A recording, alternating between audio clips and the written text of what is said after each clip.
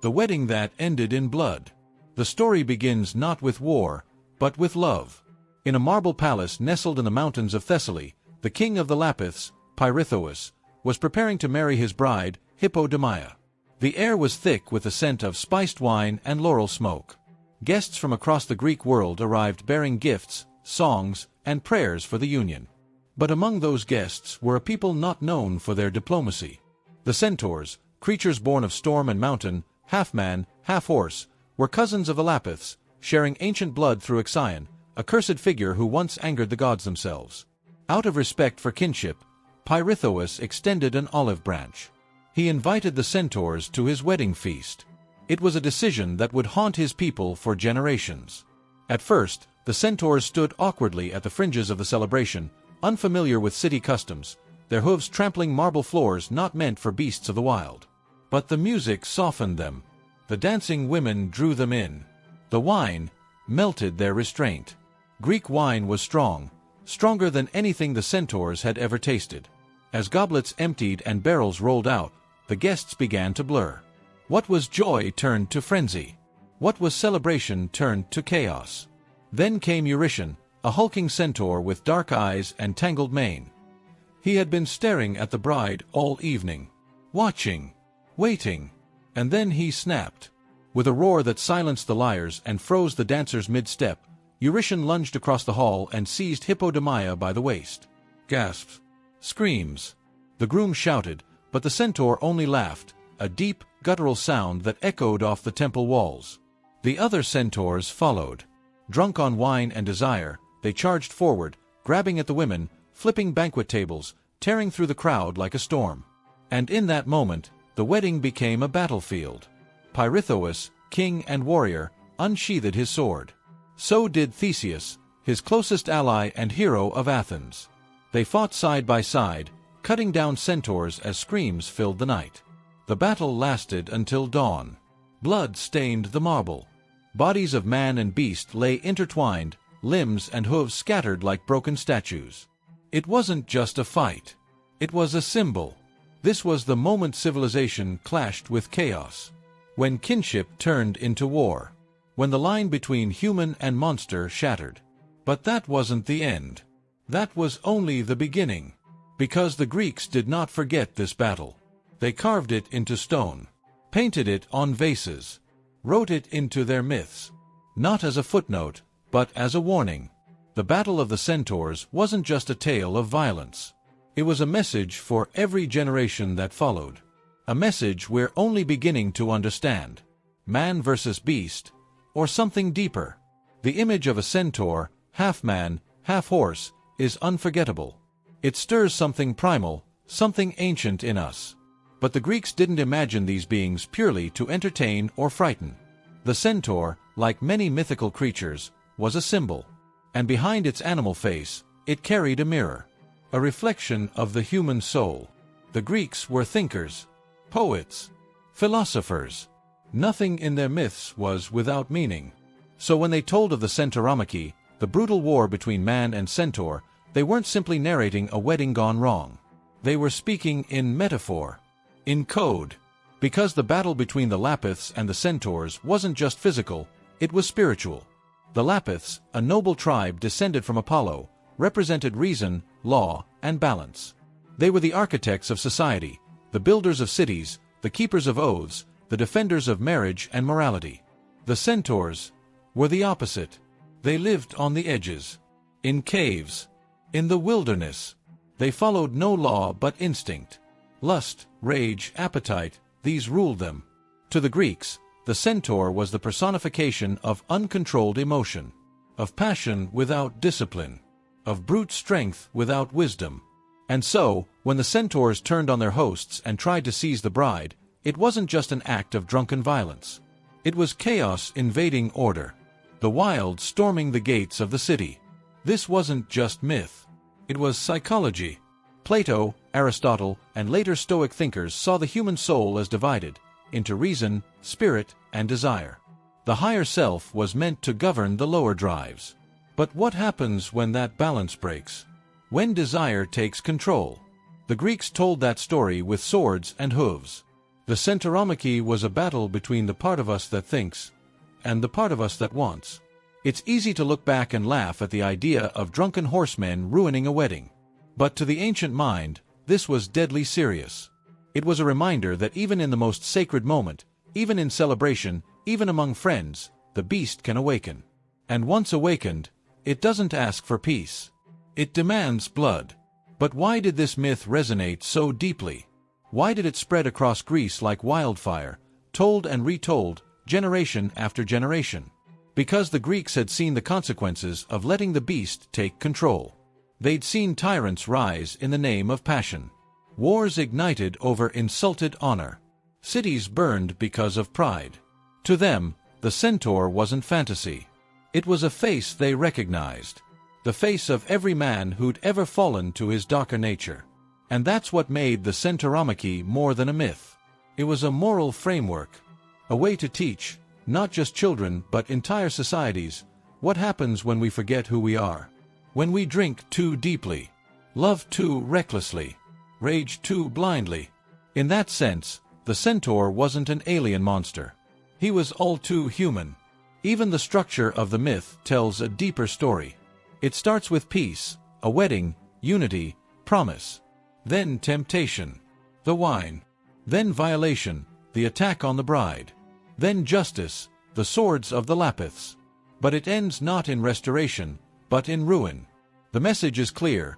Once the beast is loose, you can't put it back in the cage. Civilization is fragile. A single night, a single slip, can tear it down. The Greeks didn't need to invent new monsters. They simply gave form to the ones already inside us. That's why the centaur endures. Because he never really left. And yet, if the myth were only about chaos and control, it wouldn't have lasted. What gives it power is complexity. Because not all centaurs were the same. One of them was different. One of them didn't rage, didn't lust, didn't destroy. One of them taught gods and heroes. And that story changes everything. Hidden in stone, the Parthenon's secret message. The Parthenon, rising above Athens on the Acropolis, gleaming in the sun like a jewel set in marble. 4 centuries, it's been hailed as a triumph of classical architecture. A temple to Athena Parthenos, the virgin goddess of wisdom, strategy, and war. The very embodiment of reason. But look closer. Etched along the sides of this sacred monument are not just symbols of peace or worship.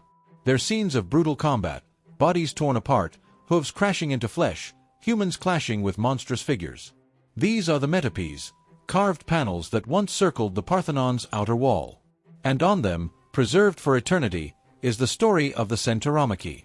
But why? Why would the crown jewel of Greek civilization immortalize a drunken brawl between man and beast? Because to the Athenians, it wasn't a drunken brawl. It was a civic myth, a sacred warning. A reminder that even in the most enlightened city on earth, the beast could rise.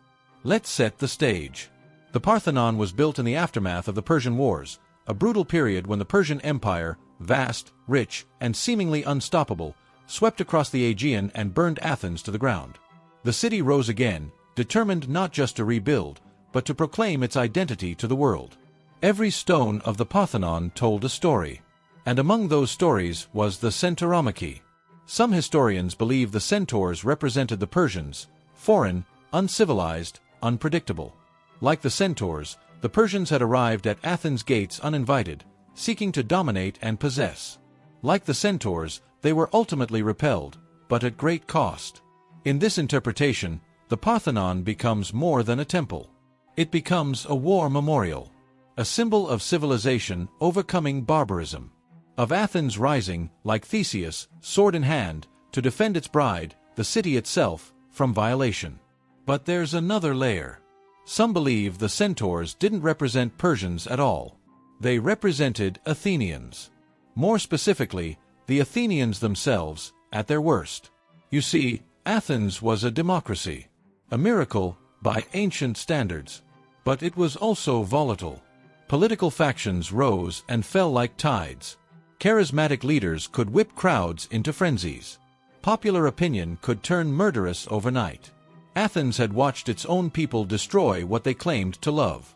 So perhaps the Centauromachy wasn't just a tale of outsiders. Perhaps it was a mirror, warning Athenians that the beast wasn't always at the gates. Sometimes it was in the heart of the city. Sometimes it wore your own face. The centaur that was different. Not all centaurs were savages. In fact, one of them was among the most revered beings in all of Greek mythology. A creature so wise, so noble, that he was trusted to raise and train the greatest heroes ever known. His name was Chiron. But why did the Greeks make their greatest teacher look like a beast? Chiron wasn't like the other centaurs. He didn't live in the mountains of Thessaly, raiding villages or crashing weddings. He lived alone, in a cave on Mount Pelion, surrounded by herbs, scrolls, and silence. He studied the stars. He learned the healing arts. He spoke with gods. And most importantly, he taught. Among his pupils were names that still echo through history. Achilles, the greatest warrior of the Trojan War. Asclepius, the father of medicine, who could bring the dead back to life. Jason, leader of the Argonauts. Heracles, the slayer of the Hydra, the lion, the boar. These weren't just heroes. They were symbols of Greek excellence, virtue, and strength. And they were all shaped by a centaur. Why? Why would the Greeks make a savage beast into a philosopher king? Because Chiron represented something far more profound. Balance. Unlike other centaurs, said to be born of Ixion and a cloud, cursed and wild from birth, Chiron had a different origin. He was the son of Cronus, the titan of time, and the sea nymph Philyra. When Cronus was caught in the act with Philyra, he transformed into a stallion to flee, and Chiron was born from that strange union. From his very conception, he was different. Not just physically, but spiritually. He wasn't just half man, half horse. He was half titan. Immortal. Majestic. Wise beyond measure. Where the other centaurs embodied the chaos of nature, Chiron embodied its wisdom. He didn't rage. He reasoned. He didn't destroy. He healed. And in that contrast, the Greeks placed a message so subtle that many still miss it. The beast is not evil. The beast is potential. Chiron wasn't meant to show that centaurs could be tamed. He was meant to show that within the wild, there is wisdom, if we listen. That the same energy that drives rage can also drive greatness. That our lower instincts, when guided, when understood, can become the source of our highest achievements. The Greeks weren't saying, be like the Lapiths, and destroy the centaurs. They were saying, be like Chiron. Know your wildness, but rule it with knowledge. That's what made him a teacher. Because no man can become a hero until he understands the animal inside him. But Chiron's story didn't end with glory. It ended in tragedy. One day, Heracles, his former student, was fighting a group of savage centaurs. In the chaos, he fired a poisoned arrow tipped with Hydra's blood. It missed its target and struck Chiron. Though immortal, Chiron was not immune to pain. And the agony was unbearable. Unable to die, unable to heal, Chiron suffered in silence until he made a choice. He gave up his immortality. He offered his eternal life in exchange for the freedom of Prometheus, the titan who had brought fire and knowledge to mankind. The gods accepted. Prometheus was released. And Chiron finally rested. Think about that. The one centaur who wasn't a monster. The one who taught heroes, healed the sick, stood between gods and men. Chose to die, so humanity could continue to learn. His life was wisdom. His death was sacrifice. And in that, Chiron became not just a myth, but a symbol of the ultimate transformation. The beast, enlightened, becomes divine. To this day, Chiron lives on in the stars, as the constellation Centaurus, guiding travelers and astronomers through the night sky. But he also lives on in every story of inner conflict, every tale of redemption, every moment when a man chooses reason over rage, healing over hate, sacrifice over survival. Chiron is the reminder that even in our darkest nature, there is light, if we choose to find it. But what if the Greeks didn't invent centaurs at all? What if they saw something real and shaped it into myth? What if the Centauromachy was memory? And it's far more haunting. Were the centaurs based on real people? What if the myth of the centaur wasn't a myth at all, What if the Greeks didn't invent these half-man, half-horse beings, but encountered them? What if their first sightings of foreign tribes riding horseback, a completely alien experience to early Greek eyes, sparked the myth of a creature no one could quite explain? It's not as far-fetched as it sounds. Because for the earliest Greeks, especially those living in the mountainous regions of the mainland, the horse was not a common sight. And a man on a horse. That was something truly strange. The shock of the mounted warrior. Imagine a shepherd from the 10th century BCE tending to goats in the hills of Thessaly. He has never seen a horse. He has never seen a rider. Then, over the horizon, comes a nomadic tribe from the steppe, tall, fierce, clothed in animal hides, riding fast and low, galloping as though their legs fused with the beasts beneath them.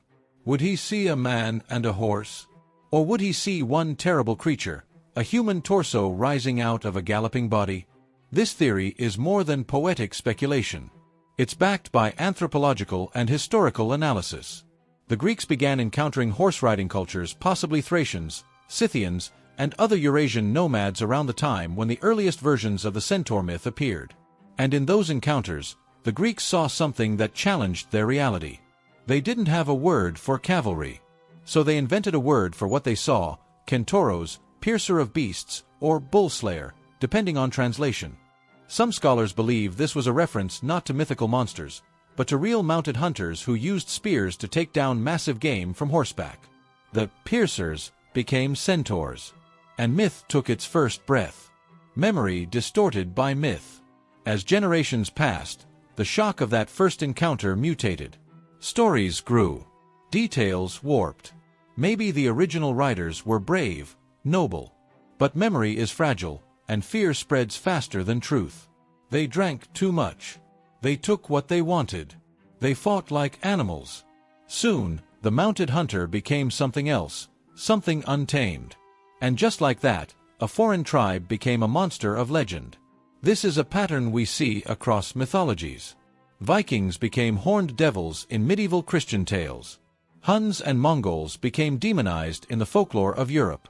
Even the Amazons, female warriors of Scythian origin, were twisted into half-fantasy by Greek authors. Why? Because myth isn't just memory. It's memory transformed by fear. The Greeks didn't just see foreign warriors.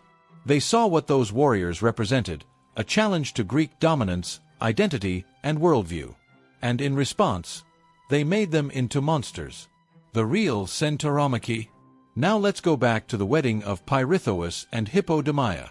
Is it possible that the Centauromachy wasn't just a symbolic myth, but a coded historical event? Some scholars believe so. In this view, the Centaurs were a neighboring tribe, perhaps mountain dwellers or nomads, invited to a diplomatic feast, perhaps as allies or kin. But something went wrong. A dispute over honor. An insult. A cultural misunderstanding. A fight broke out and escalated. The result? A bloodbath. But instead of recording it as mere history, the Greeks elevated the tale to myth, casting their enemies not as men, but as beasts. The deeper truth was buried in poetry and sculpture.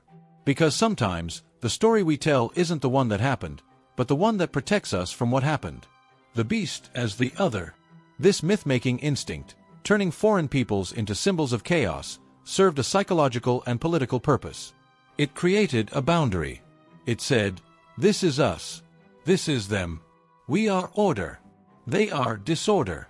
But here's the twist. The Greeks also saw themselves in the centaurs. That's why they made Chiron. That's why they placed the Centauromachy on the Parthenon. Because they knew, deep down, that the beast wasn't only out there. It was within. Which raises a disturbing question. What if the centaur was never meant to be a real creature, but a warning about what happens when humans forget they are human? When they give in to rage? When they lose control? That's the true fear behind the myth. Not that monsters roam the woods, but that they wear our faces. In every culture, in every age, we've created monsters to describe the unthinkable. But in doing so, we often reveal more about ourselves than we intended. The centaur, then, becomes something more than myth. It becomes a question, a challenge, a mirror, echoes across civilizations. Why every ancient world imagined hybrids? The Greeks weren't alone. Long before the myth of the centaur exploded into marble and myth, civilizations across the globe were already imagining, or perhaps remembering, something eerily similar. Human-animal hybrids. Beings that straddled the boundary between instinct and intellect, between the mortal and the divine, between what we are and what we fear we could become. But why? Why did so many ancient cultures, separated by oceans and eras, all dream up creatures that were half human, half beast? Is it a coincidence? Or are these myths the faint echoes of a forgotten truth? Egypt, gods with animal heads. In the temples of ancient Egypt, gods weren't depicted as pure humans. They were hybrids: falcon-headed Horus, jackal-faced Anubis, crocodile-bodied Sobuk. These weren't just artistic choices. Each animal had meaning. The falcon could see far, symbolizing clarity and kingship. The jackal prowled graveyards, fitting for a god of death. The ibis, sacred to Thoth, represented wisdom and language. To Egyptians, combining human and animal traits wasn't bizarre. It was divine. It meant that the gods transcended human limitation, borrowing the powers of the natural world to become more than mortal. The boundary between beast and god wasn't a wall. It was a door. India, the avatars of Vishnu. In Hindu mythology, one of the oldest and most complex religious systems in the world, Vishnu, the preserver of the universe, takes on many forms to restore balance when the world falls into chaos. Some of those forms: Narasimha, half-man, half-lion, who tears apart a demon to protect a child devotee. Varha, a boar-headed deity who lifts the earth itself from the cosmic ocean. Hayagriva, the horse-headed god of knowledge. Here again we see the animal fused with the divine, not as a monstrosity, but as a symbol of sacred power. The lion is fury unleashed in defense of good. The boar is strength against the void. The horse is speed, mind, and spirit. In this worldview, hybridity isn't deformity. It's transcendence. Mexico, Mesoamerica. The jaguar warriors crossed the ocean to the heart of the Americas. Among the Olmec, Maya, and Aztec civilizations, few symbols carried more power than the jaguar, a creature of night, death, and cosmic transformation. Priests and warriors donned jaguar skins. Kings took on jaguar names. Myths told of men who became jaguars, stalking the jungle with the strength of a beast and the mind of a man. These were not fairy tales. They were ritual identities, sacred roles. And at their heart was a single belief. To be part beast was to be closer to the gods. Shared archetype, or shared memory. How do we explain this global phenomenon? How do we explain why cultures who never met, who lived centuries and continents apart, all birthed stories of hybrid beings? Is it Jungian archetype, the idea that all humans share subconscious symbols? Or could it be more literal? What if these myths come from shared contact with something real? What if ancient peoples witnessed something, or someone, that challenged what a human could be? Advanced beings. Shamans in transformation states. Genetic anomalies. Even ancient astronaut theorists have weighed in, suggesting that some of these hybrids may not be myth at all, but memories of non-human intelligence interacting with early civilizations. It's a controversial idea, but it raises a powerful question. Why would so many early humans independently imagine the same thing? Unless they didn't imagine it. They remembered it. Hybridity as inner truth. But even without conspiracy or contact, these myths tell us something profound. The ancients saw the human soul as divided. Part logic, part instinct, part god, part animal. The hybrid, the centaur, the lion man, the bird god, was a way to visualize the tension within us. And in a way, they were more honest than we are. They didn't pretend humans were purely rational. They didn't deny the beast inside. They sculpted it, worshipped it, fought it, because only by acknowledging the beast could they rise above it. So what does the centaur mean in this wider context? It means the Greeks weren't alone. Their myth of the Centauromachy was part of something larger, a global attempt to understand what it means to be human, to hold both reason and rage, to be both hunter and healer, to be both teacher and monster. Legacy of the beast, from myth to modern mind. The Greeks may have carved the Centauromachy into marble, But the centaur didn't die with the Parthenon. It evolved. Across the centuries, this strange fusion of man and beast refused to vanish. It slipped into new cultures, new symbols, new stories. It resurfaced in medieval bestiaries, Renaissance paintings, and even in the language of modern psychology. Because the centaur was never just a creature of hoof and muscle. It was, and is, a map of the human soul. The Middle Ages, demon or teacher. As the ancient world fell and Christianity rose, many pagan myths were buried, renamed, or demonized. And the centaur? He became dangerous again. In medieval Europe, the centaur was often depicted in illuminated manuscripts and stone carvings, but not as a misunderstood figure. He was a symbol of temptation, of wildness, of sin. A creature from the dark woods, lurking, waiting, half-naked and lustful, forever tied to the body. The church used him as a warning. This is what happens when man gives in to his flesh. This is what happens when desire outruns discipline. But even in those warnings, something curious remained. Chiron, the wise centaur, was still remembered. Some medieval texts and later Renaissance thinkers began to reimagine him, not as a threat, but as a guide. A keeper of hidden knowledge. A mentor in disguise. And in that rebirth, Chiron took on a new form. The Renaissance, the return of Chiron. The age of rediscovery brought Greek and Roman myths back to life. And artists, from Botticelli to Michelangelo, embraced the hybrid as a symbol of duality, not monstrosity. The centaur began to appear in painting and sculpture as a figure caught between realms, neither fully savage nor fully civilized.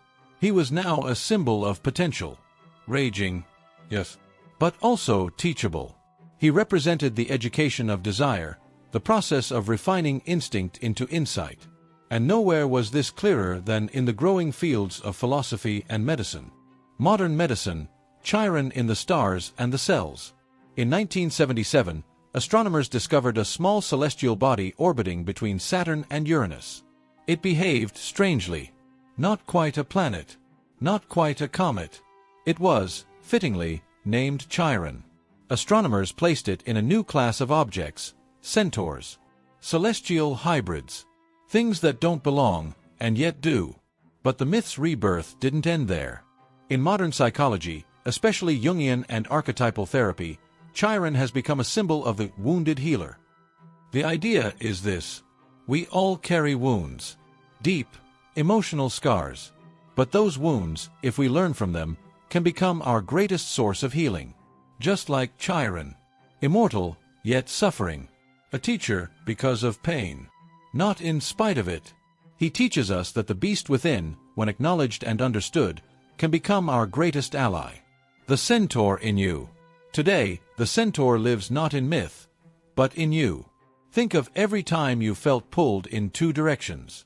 The part of you that wants, and the part that knows better. The part that lashes out, and the part that regrets it. The part that seeks control, and the part that longs to run wild. That's the centaur. You're not either or. You are both. And the Centauromachy, it plays out in your choices, every single day. Do you crash the wedding? Or protect the peace? Do you let instinct win? Or do you guide it toward something greater? The ancients gave us the centaur not to scare us, but to reveal us. They knew that the real war wasn't between nations or tribes. It was within the human heart. What the centaur still teaches us about ourselves. Beneath the myth. Beneath the marble.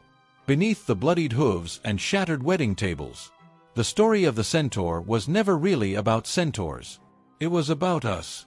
And the war we fight within ourselves, every day. A war without end. The Greeks etched the Centauromachy into stone not to preserve a fantasy, but to remind us of a truth too dangerous to forget.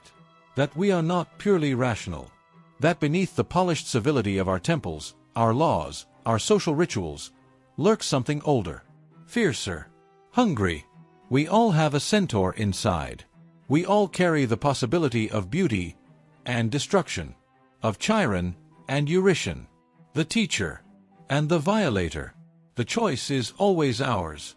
Why it still matters. In a world of algorithms and skyscrapers, we like to believe we've evolved beyond myth. But look around.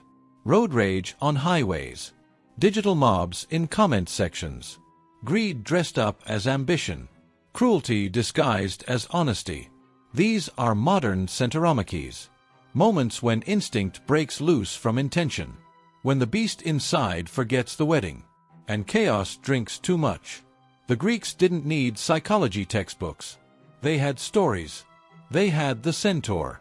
And they knew that controlling the beast doesn't mean killing it. It means understanding it, training it, even learning from it. Chiron's legacy. Of all the centaurs, Chiron endures for one reason. He embraced his duality. He didn't deny his nature. He refined it. He learned. He taught. He healed. And when the time came, he gave his life for the freedom of another. He was the bridge between chaos and order. And we need that bridge now more than ever. In a fractured world, where rage is rewarded and nuance is lost, Chiron offers an ancient answer. Become both. Feel the instinct, but act with intention. Know the wildness, but serve the good. Be the beast. Be the healer. Be the centaur. The myth was a mirror. The Centauromachy isn't just a tale of ancient heroes. It's the most brutally honest story the Greeks ever told. Because it admits that civilization is fragile, that peace is not a default, it is a choice, that the greatest threat to any kingdom isn't out there. It's inside, in each of us, and it always will be. So the next time you feel torn between anger and calm, impulse and wisdom, instinct and love, remember this. You are the battlefield, and you are the hero. The myth lives on because you live it. Every day. Final reflection. Thousands of years ago, the Greeks built temples not just to honor gods, but to teach future generations what it means to be human. And they chose the Centauromachy as one of their most sacred lessons. Why? Because deep down they knew. It's not the gods we need to fear. It's forgetting what we are. Beasts who dream. Creatures who heal. Centaurs, learning to walk upright. Legacy of the beast. The centaur is more than a myth. It's a map, etched into the soul of every civilization that's ever asked, "What am I?" Part human, part instinct, part fury, part future. The story never ended, because the centaur is us. And the Centauromachy, it's still raging. But this time, the wedding is the world. And you are both guest and guardian. Choose well.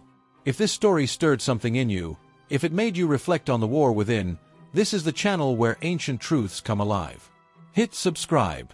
Share this with someone fighting their own centaur. And drop a comment below.